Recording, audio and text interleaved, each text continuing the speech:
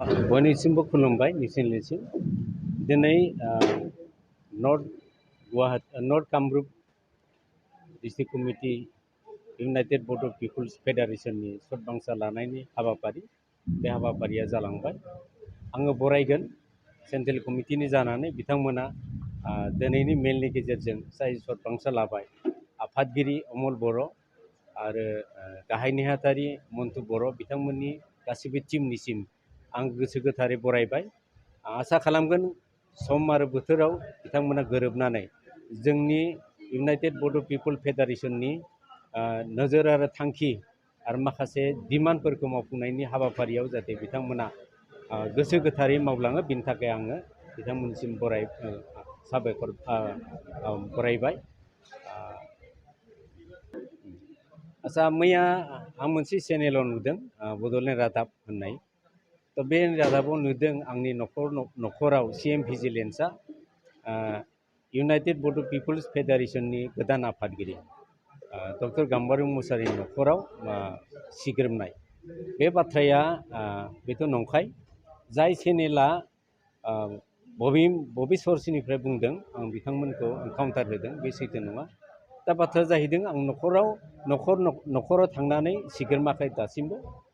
दा बर' कसारि welfare autonomous काउन्सिलनि जानानै मिहिनीश्वर बसुमतारी आरो बिथांनि दैदेननायाव आंनि सायाव CM भिजिलेन्स होदों प्रपार्टिनि सायाव आरो आंनि लिगेलनि सायाव। दा गोबाव सम जाबाय, थांनाय फेब्रुवारियावनो होदों। बे फेब्रुवारियावनो होनाय बे लेटारखौ दिनैसो होदों।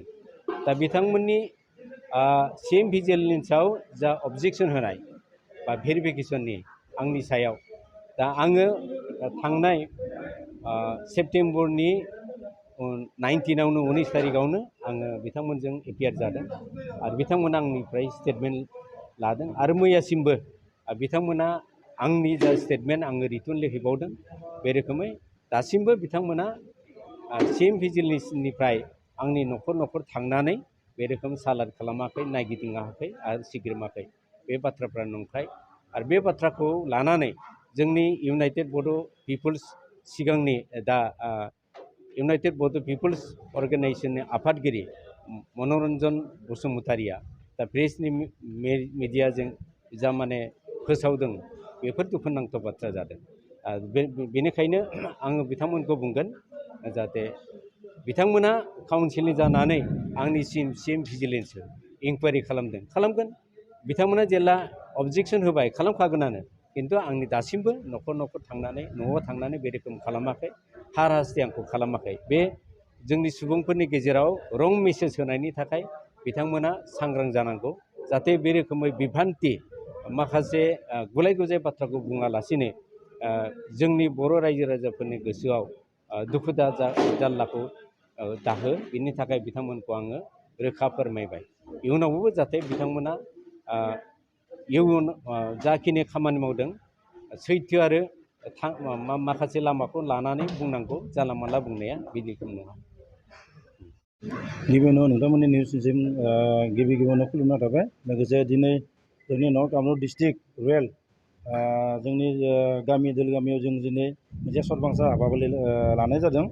बे हाबाफारियानो जाबाय मा, मोनसे गोदान आफाद। बे आफादानो इउनाइटेड बड' पिपल फेडारेसन। बेयाव जों दिनै गासै बे कामरुप डिस्ट्रिक्टआव थानाय मोनसे आफाद दिनै जोनोम जाबाय। बे आफाद जोनोम जानायाव जोंखौ मिरुनिफ्राय फैनानै जोंखौ सदबांसा लानायाव जोंखौ मदद खालामदों आरो बिनि थाखाय बिथांमोनखौ जों जोबोद गोजोननाय आरो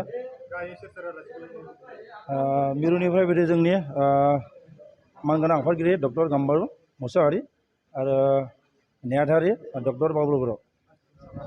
जोङो दिनै कामरुप डिस्ट्रिक्टखौ जों दिनै दाबाय आरो साननैसोनि जों आनसलिक कमिटिखौ दानानै जों लाहार फाहार खालामगोन। जोंनियाव बेयाव मोननै आनसलिक खालामनानै जों प्लेनिं खालामदों आरो बे मोननै आनसलिकआबो जोंनि थाबैनो जाफुंगोन होनना जों आसा खालामदों।